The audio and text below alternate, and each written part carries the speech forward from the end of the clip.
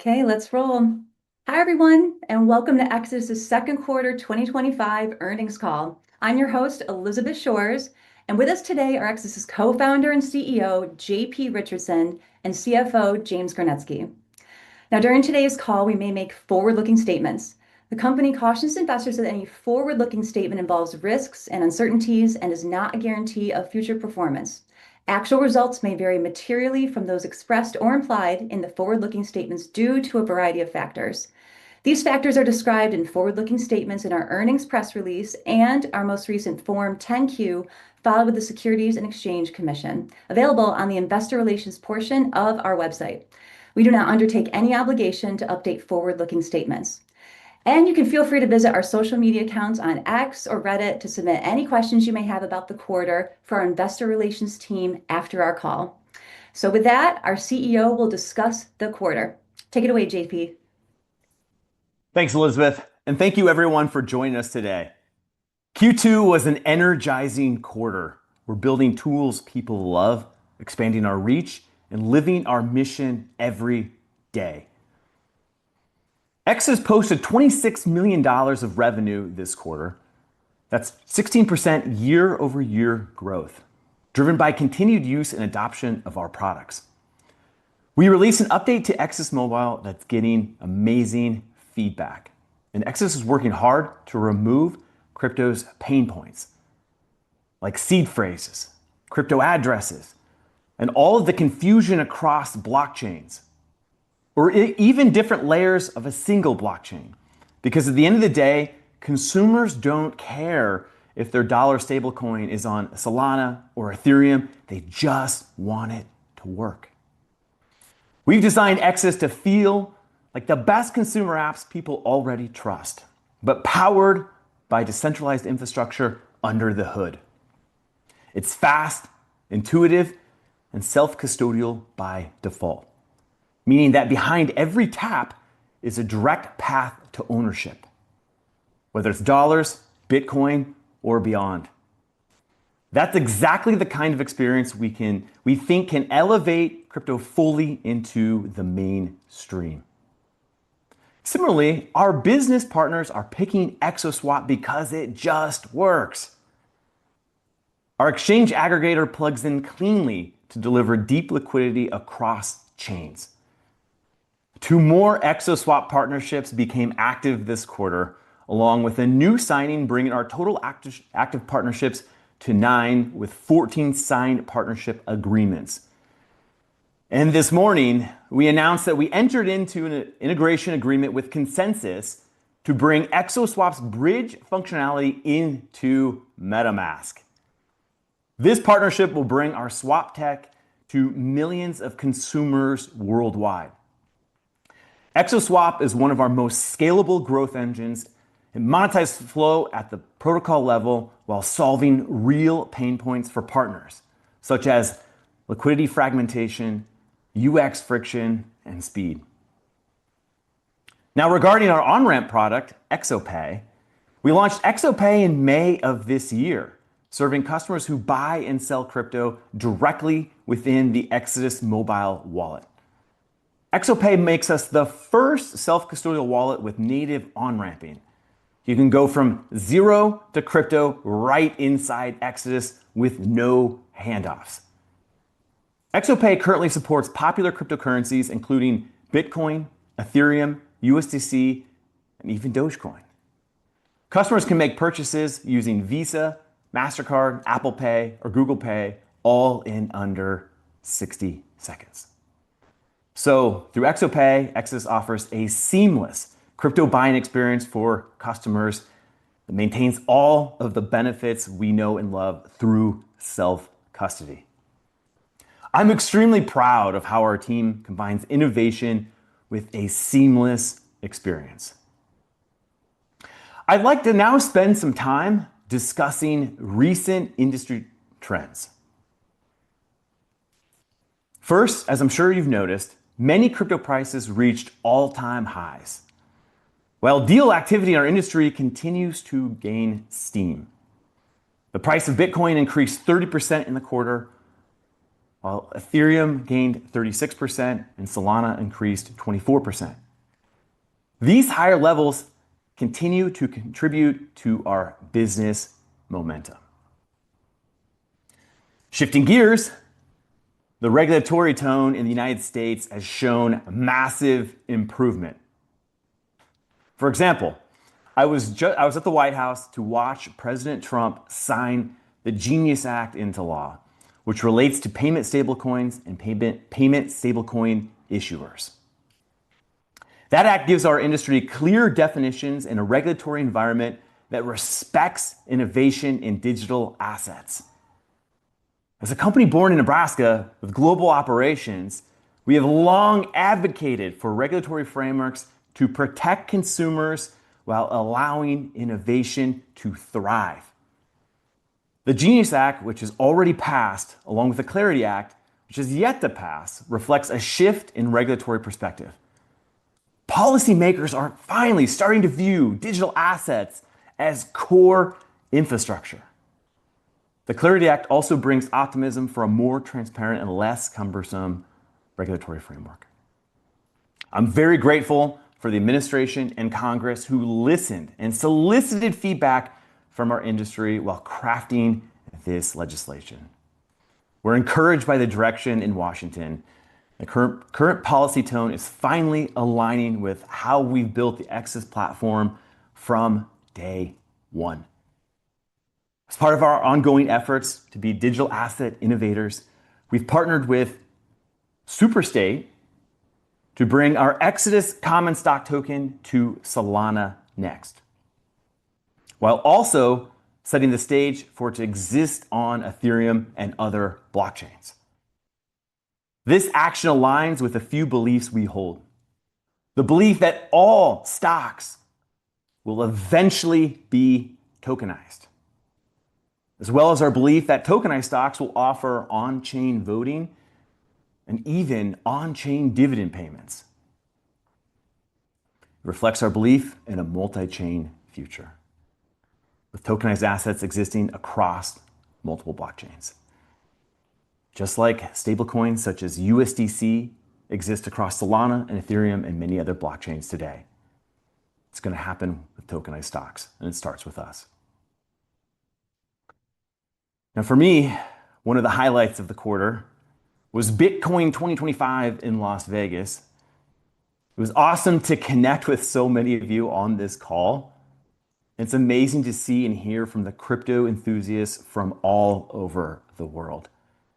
And taking the stage for the keynote was electric. I spoke about stablecoins and how they're onboarding millions of people to crypto through something familiar, the US dollar, while they open a path to Bitcoin and digital sovereignty. As of today, over $250 billion of stablecoins have been issued, and that number is forecasted to rise to $1.5 trillion by 2030. Stablecoin issuers already rank in the top 20 of those holding US dollar debt, and issuers are expected to continue as larger purchasers going forward. The adoption of stablecoins is a simple but powerful idea. It's all about leading with what the people need today, US dollars, and embed a clear, accessible path to Bitcoin for when they're ready. This was the theme of my keynote. And the strategy is already working.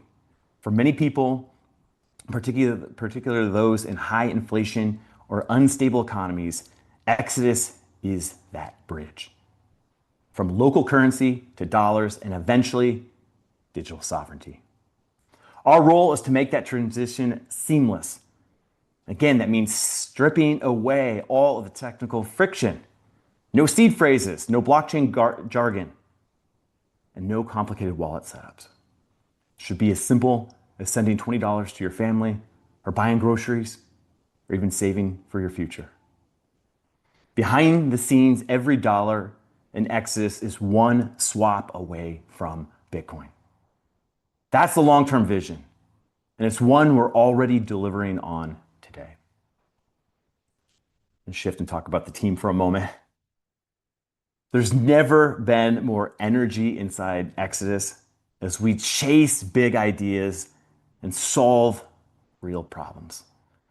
Likewise, we're extremely optimistic about future growth on our platform as we diversify our services, expand our partnerships, and carefully select additive acquisitions.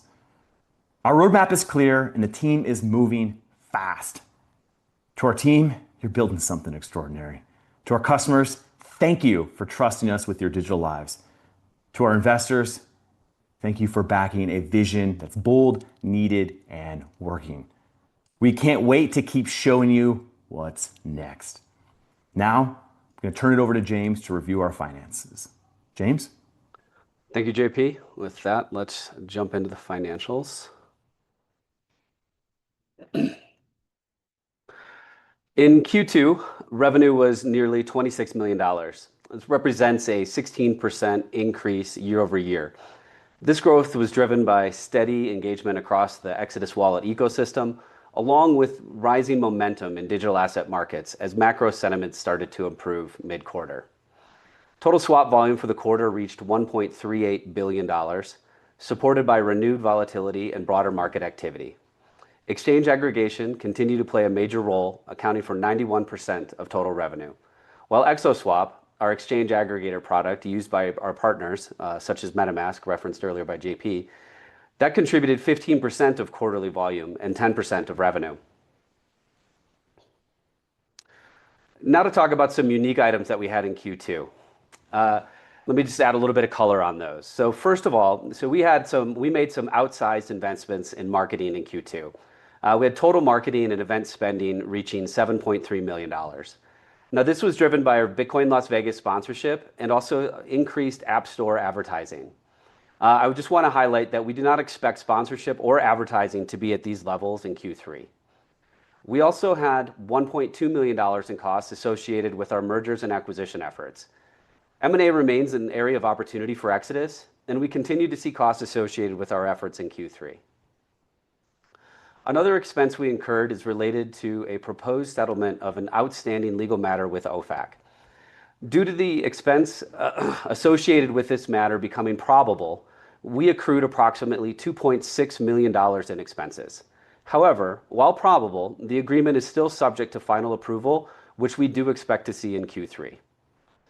And finally, we invested a number of years ago in the pre-launch Magic Eden token process. Due to vesting and other restrictions, Exodus is not scheduled to start receiving any of these tokens until the end of 2025. However, we were approached by an investor willing to purchase our rights to these tokens.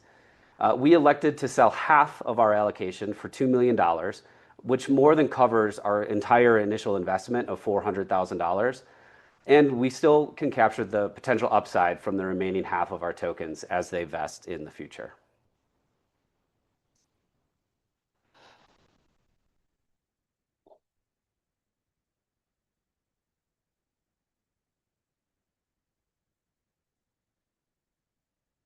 With respect to users, Q2 brought sequential declines of 6% in monthly active users, which was also unchanged from a year ago. Our longer horizon engagement metric, quarterly funded users, is down sequentially by 6% at 1.7 million and up 13% from a year ago. This usage pattern is a reflection of our consumers' trust and commitment, even as economic conditions fluctuated intensely during the quarter. As JP highlighted, one of the most important trends we observed in Q2 was the accelerating global adoption of stablecoins. In many parts of the world where local currencies are unstable or inflation is rampant, access to US dollars is in demand. And in the US, our financial rails are running on 30 to 50-year-old technology. Stablecoins solve a wide variety of problems by offering programmable, borderless, and highly efficient versions of the dollar. Exodus plays a key role in this shift by offering multi-chain support for stablecoins, including across 40-plus blockchains. We've seen this adoption firsthand as we have supported every major stablecoin. Most of them we've supported immediately when they launched or very shortly after they were created. Remember that in order to use stablecoins, you have to have a wallet. Moving along to our balance sheet, it remains in excellent shape. As of June 30th, we held $291 million in digital and liquid assets, maintained a debt-free position, and increased our Bitcoin holdings to 2,058 Bitcoin. Ever since our founding in 2015, Exodus has pursued a Bitcoin treasury strategy that's rooted in long-term conviction and based on generating Bitcoin from our operations. Our balance sheet reflects our belief that Bitcoin is a core part of the future financial system. And finally, I'd like to make a note that we've been providing key metrics on a monthly basis, including volumes and MAUs, giving investors additional transparency into our business. And we plan to continue to do so. And so in summary, in Q2, we advanced our strategy of bridging today's financial needs with tomorrow's sovereignty. We continue to see strong global demand for dollars, especially in the form of stablecoins. Exodus is simplifying access to those dollars while keeping Bitcoin just one step away. This is how we serve the next wave of users beyond today's crypto natives. It's how we serve the global mainstream. As we look ahead, our focus remains on scaling wallet adoption, expanding access to both dollars and Bitcoin, while advancing strategic partnerships and acquisitions. Thank you again for your continued support. And with that, we'll take some questions. All right. Thanks, James. Now I see Mike Grondell from Northland has the first question. Go ahead, Mike. Hey, thank you. Guys, my first question just had to do with the deal you announced this morning with MetaMask. Could you kind of talk about the benefits there, the opportunities, and kind of the process in which that'll ramp? Happy to, and thank you for joining the call. So, yeah, absolutely. In terms of benefits and how we think about ExoSwap and our B2B to C services like ExoSwap, like ExoPay, is that there are other platforms out there that have a lot of customers. So MetaMask being one of them, Ledger being another one. There are plenty of these out there. They have millions of customers, right? And so for us, this infrastructure that we build for Exodus, for our consumers, is valuable for other partners. And so in pursuit of that, we just partner up with them and bring the technology like ExoSwap to MetaMask customers. Because for a lot of people, wallets actually are very sticky. In other words, a lot of consumers stick with the wallet they have. And it's because in many cases, it's already working for them. So we can meet these consumers where they're at, bring them the technology that allows them to swap from one asset to another asset. And so MetaMask has been public that they are embracing a multi-chain future, and they have other chains on their roadmap. And so to help them embrace this multi-chain future and allow consumers to, say, have Ethereum in their MetaMask wallet, and then eventually if they want another asset, they can just press one button to swap across chains. And so that's the strong value proposition for MetaMask's customers and MetaMask themselves. Very nice. Thanks, JP. And thank you, Bill Papanastasio from KBW for tuning in. Bill, you're up next. Thanks. Good evening, everyone. Thanks for taking my questions. And congrats on that MetaMask announcement. That's huge. Maybe we can just dive right in there with MetaMask. Can you discuss the economics behind the deal with respect to take rates on transaction activity? And if you can't get into the specifics, maybe you can gauge it relative to other contracts that you have in the portfolio, like the Ledger contract. Thank you.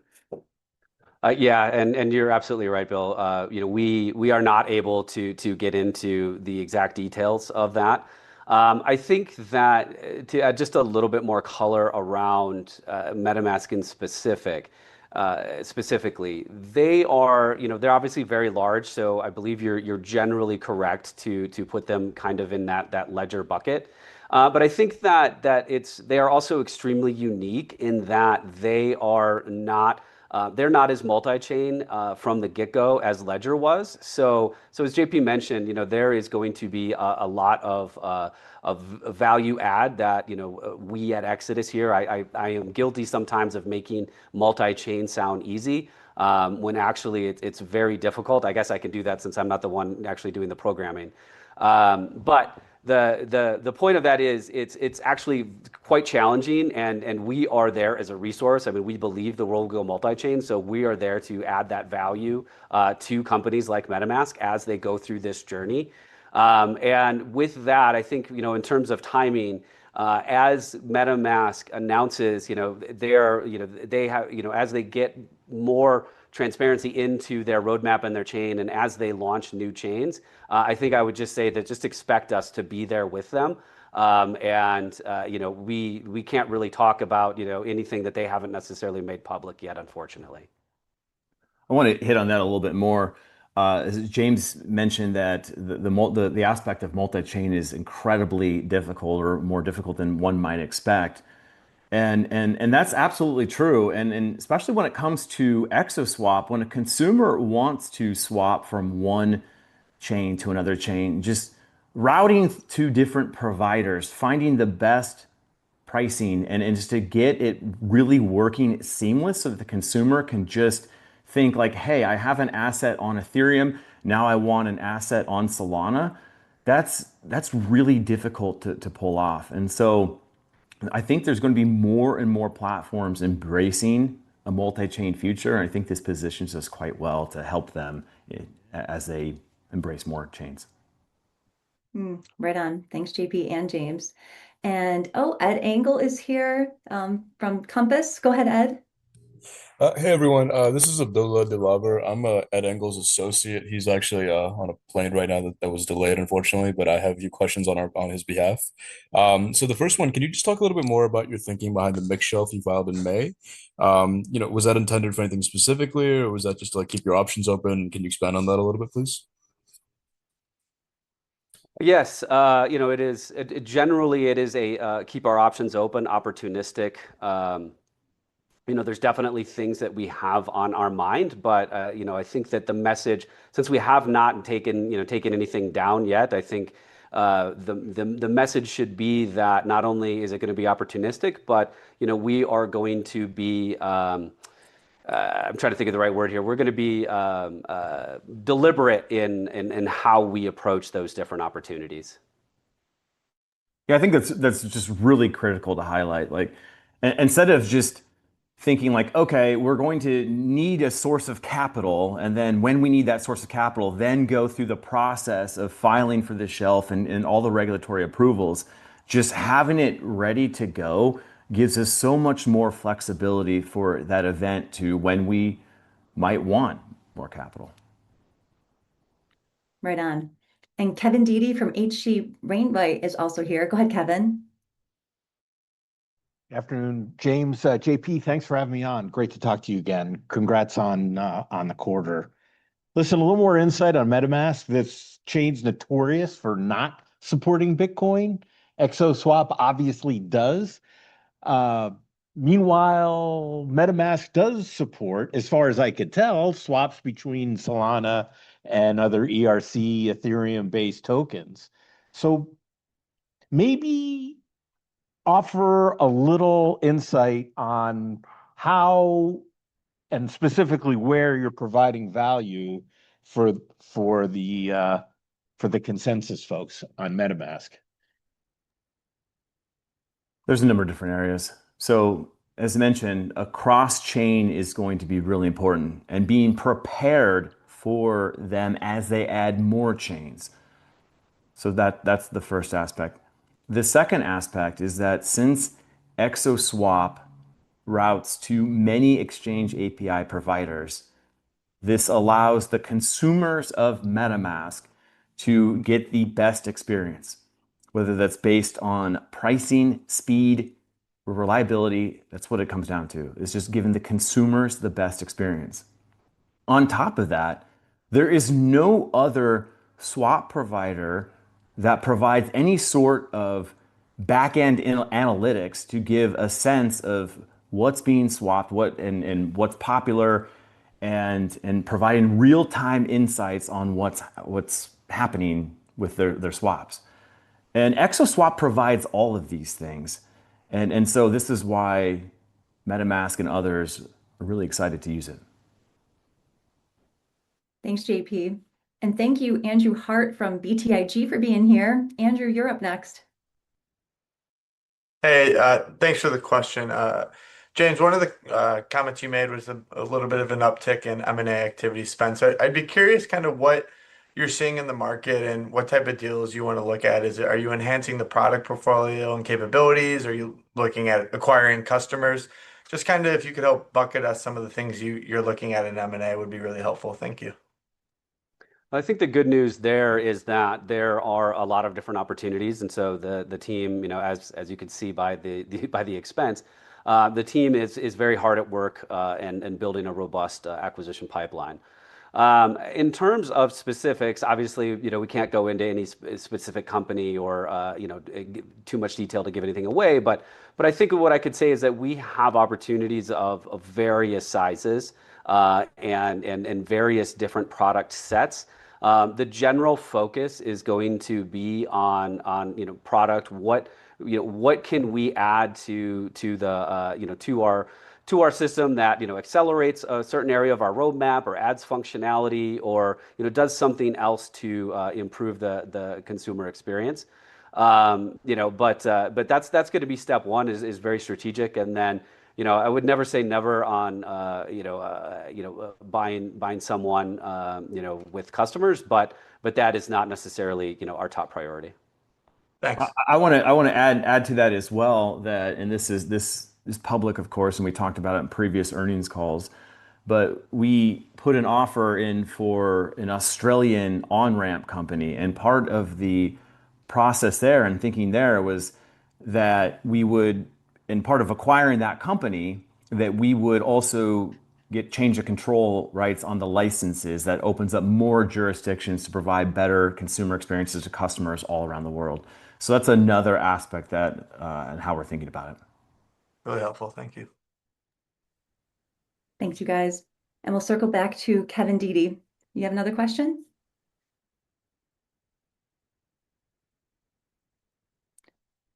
Just smash that unmute button and you are up, Kevin.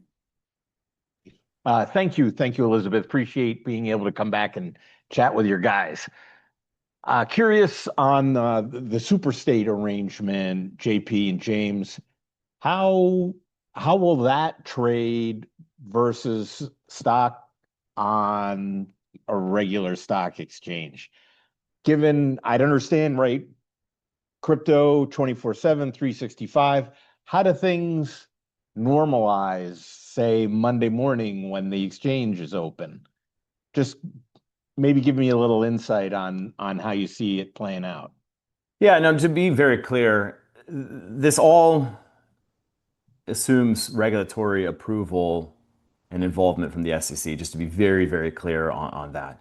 However, there's no reason that stocks should not trade 24/7, right? And you think of upcoming investors and the investors today who are much younger, right? They can buy, they're on say it's a Saturday, they're watching a ball game and they're sitting around with a friend.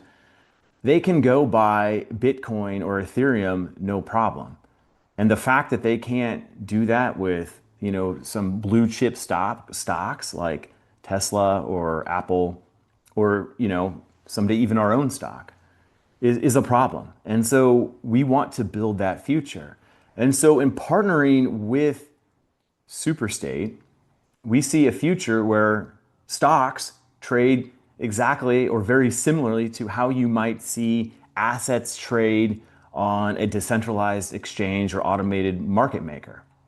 And so the way that could potentially work is you could see a scenario, again, this is going to require SEC involvement with the regulations, or some of the regulations may have to shift or change, but that does allow consumers then to trade at any moment in time. And so that's just going to be really important. And on top of that, when you think about exporting our capital markets, like you've heard the administration talk about that thematically from time to time, that it's really important to bring our capital markets to people all over the world so that an investor isn't just limited to, I need to, if say they live in Europe or wherever they live, and, oh, I need to go sign up to interactive brokers. No, they should just be able to open up their most favorite wallet, hopefully Exodus, and press one button and swap dollars or whatever the currency is to buy stock. So this is a future it's inevitable. We're just going to help accelerate that. Yes, makes sense. And just to go one layer deeper on that, if you think about things that are legal now, but they're just not practical, it is very legal now, Kevin, for me to have my portfolio go to send it to the transfer agent and have paper stock certificates printed out, take them in a wheelbarrow down to your office and sell all of those stocks to you for physical cash and sign each one over. It's perfectly legal to trade peer-to-peer paper stocks today. It's just not practical. And the beauty of what we've already done with our common stock token on Algorand, and now moving to bigger, broader chains like Solana and Ethereum, that makes some of that peer-to-peer trading practical in an SEC regulated way with the transfer agent. So there's that practicality. And then the other thing about that is it is also just want to differentiate this stock from some of the things that others are doing in Europe and elsewhere outside of the United States, where they have wrapped tokens and things of that nature. Our common stock token has always been just that, a digital representation of our common stock. It's not wrapped, it's not anything else. And since we've had that since 2021, we have been operating. The people have had the ability to trade peer to peer. It's obviously not as common, but it is something that is there right now and will likely become more common in the future. I think it's also important to touch on the aspect of settlement and equities settlement, right? I mean, everybody remembers the GameStop fiasco from a few years ago, and how that caused Robinhood to comply to actually turn off trading of GameStop because of the weird settlement issues. And so when you put stocks on the blockchain, you effectively have settlement at near real time, both on the dollar side and on the equity side. And that just becomes better for both the issuer, for the exchange, and for the consumer. And so again, this is a future that's going to happen, and we're happy to really work and to make this happen. But it doesn't have to end there either. Like I understand that in today's world, the companies that pay dividends, yes, they pay dividends on a quarterly basis. But there's no reason that dividends couldn't be paid on a monthly basis or a weekly basis. And you may have investor demand for that in the future, because remember, the question investors are always going to ask themselves is compared to what, right? If I can go buy Solana or Ethereum and I can stake that and I can earn that yield at any moment in time, but then I can go buy this equity and I got to wait a quarter for a dividend, that's going to be a problem for some investors. And so companies are going to have to prepare for this future. And you could also see a world where we're paying potentially us or people who have companies that have stocks on the blockchain, paying dividends in USDC or any dollar stablecoin directly on the blockchain. Or you could even potentially see a world where people are paying something like a Bitcoin dividend. There's a lot of really cool things that can be done. And again, this is why we're so excited to be doing this. Yes, great point. Thanks, both of you. And next up, we have Joe Vaffy from Canaccord Genuity. Go ahead, Joe. Thanks, Elizabeth. And thanks, JP. James, good to see you. Thanks for the opportunity to ask a question here. So, we've had a ton of progress here relative to the broader digital assets ecosystem. We have, more, digital assets becoming more mainstream. Your wallets have more functionality, more connections.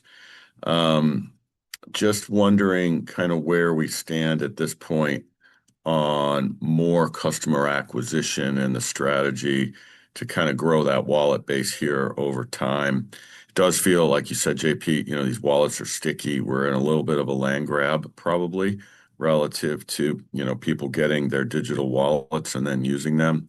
So, just wondering, maybe what the strategy is from here on that wallet growth. Thanks a lot. Thanks, Joe.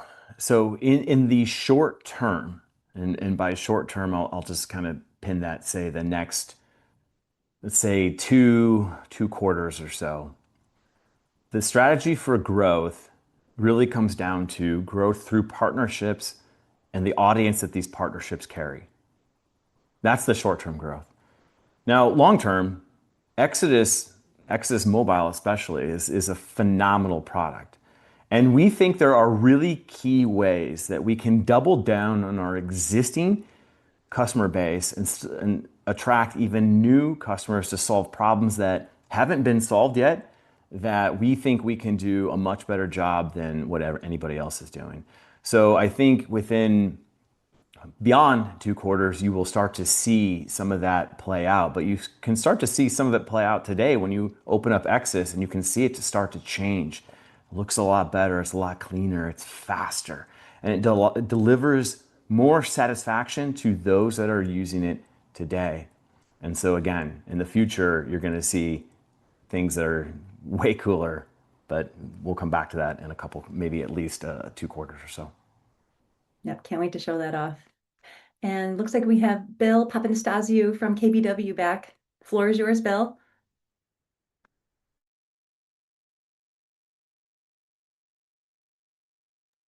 Apologies. Can you hear me now? Yep.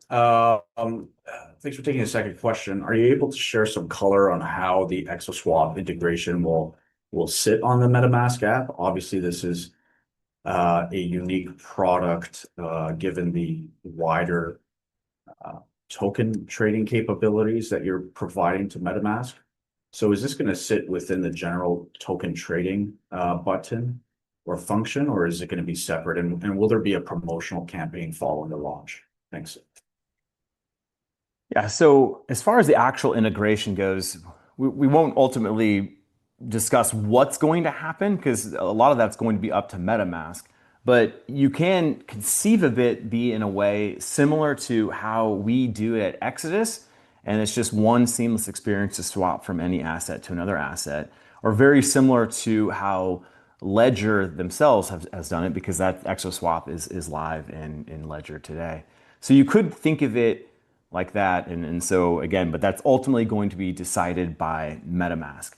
As far as a promotional and marketing campaign, we can't discuss the specifics of that. And I hate saying these sorts of things, because I know it's like, oh man, come on, tell us something, JP.